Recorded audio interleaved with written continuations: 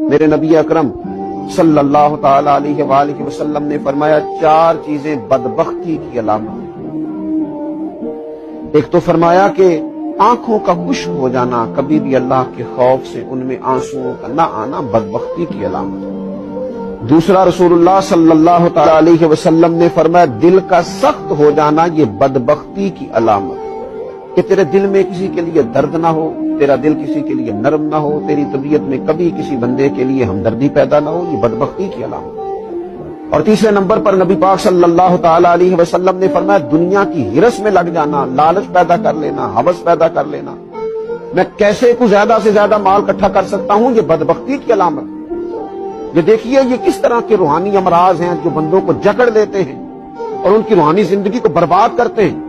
चौथे नंबर पर मेरे नबी पाक सल्लल्लाहु ताला अलैहि वसल्लम ने फरमाया लंबी उम्मीदें वाबस्ता करना।